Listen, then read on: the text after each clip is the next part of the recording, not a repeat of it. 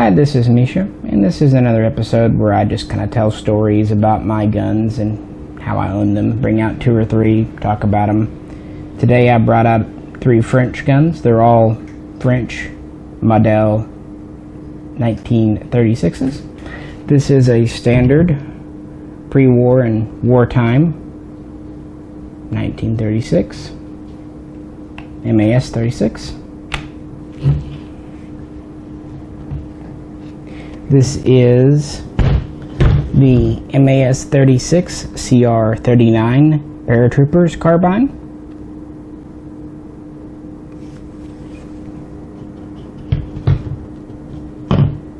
And this is a post-war MAS-36 51. This is a specialized grenade launching variant. This is the version that shoots 22mm NATO spec grenades.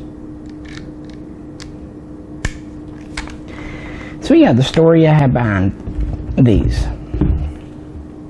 We have some older videos on shooting this one here. These two appear in a video a year or 2 ago, so they're around. But the story behind these, this gun is very special to me and is probably one of my prized possessions, almost invaluable, truly. This is a true, as I said, pre-war, wartime, non-refurbished, and that's because a friend's father was stationed over in France in 44 and 45, and he brought this home. Now, the father was a gun guy. He was a gunsmith. His son learned gunsmithing from him, but then he served in Vietnam in the 60s, and when he came home had no interest in firearms for quite some time. But as time went on, as the war went in the past, he worked with his father and became a gunsmith too, and then my friend. And of course, when his father passed away, he inherited this along with many other rifles and parts and things. And when I would visit him, I would see it over at his house. It was an interesting gun. I mean, he liked it just for being a war trophy. But you know, we were just talking one day, and I said, if you ever want to sell it and everything. And a while later, he kind of called me up and he goes, hey, you want that old French gun?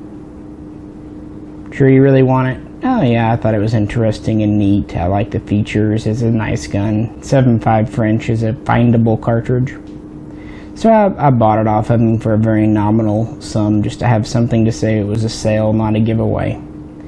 So this gun was already special because it came from a friend and his dad brought it home.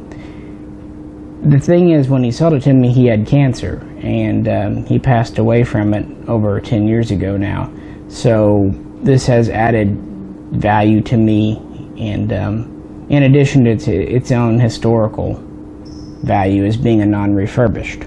So it's special to me, and one reason I kind of got into French guns, and it just seemed like for a while there I was finding French guns in really interesting and unique ways, and this was one of them.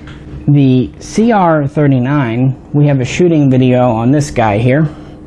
Let's get this out of the way. So, and I told the story in it too. Of course, this is a folding stock gun. Very interesting gun, having a folding stock bolt action. It also has a shorter barrel than the standard. We're at about just under 18 inches. Still firing 7.5 French though.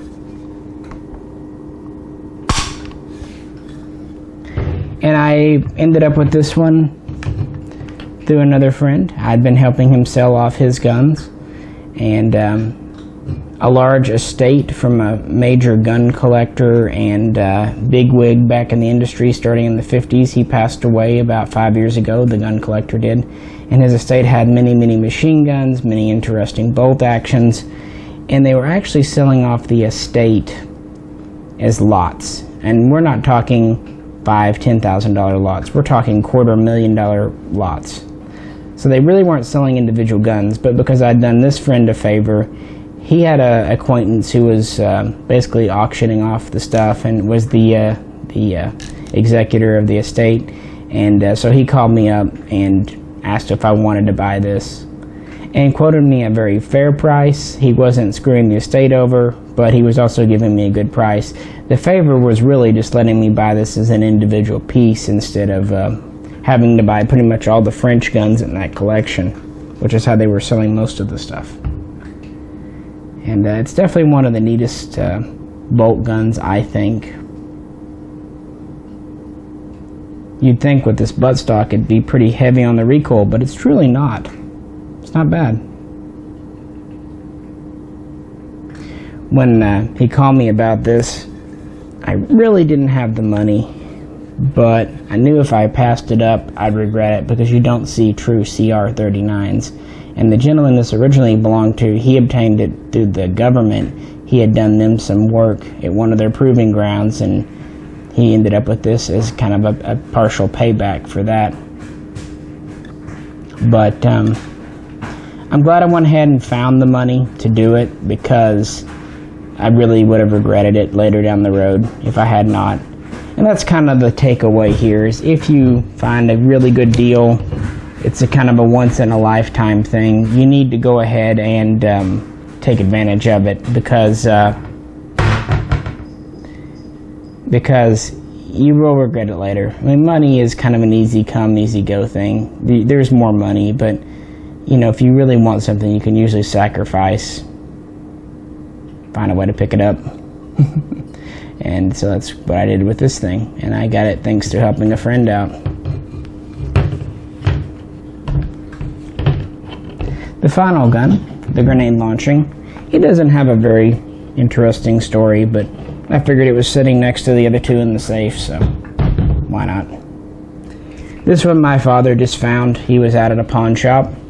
He knew I like French guns. He called me up, said he found a MAS-36. I was just thinking a normal one, but when he described that it had the grenade launcher, I was interested at that time. And the 3651s aren't really uncommon, but they're definitely less common than the standard model. And this was really before I was buying much on the internet. It's a nice, honest, of course, it's a post-war manufacturing, a 1970s refurb. But, you know, probably of my three, is probably the best one to use as a shooter because of having the lower collector status. It too fires 7.5. As I said, it launches standard 22mm NATO grenades. It's got the flip-up sights. I just thought it was interesting. Kind of always think these weird variants they're neat. But yeah, I found this through a family member at a pawn shop. Just one of those little pawn shop finds that you used to run across more frequently than you really do today. And that was back before every pawn shop, that everything they had was worth gold. I mean, I think they were asking $250 for this, and they settled for around $200. And that was honestly a little high, but again, you didn't see grenade launcher versions as often. And it came with the sling and the rubber butt pad and a few other things. Might have had a box of ammo with it. But for whatever reason, the French guns I've picked up over the years have always had some kind of interesting story or sentimental value to them. And they're just neat guns. The French had their own design aesthetic that's very different from other European nations. And the MAS-36 is interesting for being the last truly new bolt action to be adopted by a major military power. I know there was the Madsen, but that was kind of a very short-lived thing, and you know, you could argue it wasn't ever adopted by anyone major. We have a video or two on the history of French guns, but really I would recommend just checking out Forgotten Weapons. Ian is a connoisseur of them, and there's nothing that I could contribute that he hasn't already, so I don't feel like I should even try as far as the history. But they're definitely worth checking out. They served in World War II. They were the standard French gun during the Korean era, and they were still in auxiliary service, especially grenade launching variants, through the 1960s. They weren't really pulled out until the 70s, when the FAMAS replaced both the bolt action 36 and the MAS-49 series, 49 and 4956. Well, if you have any questions or would like to share your own French stories, we'd love to do it in the comments. If you liked the video, please click like. If you haven't already subscribed and could do that, please click that too. We really appreciate you tuning in. And this is Misha.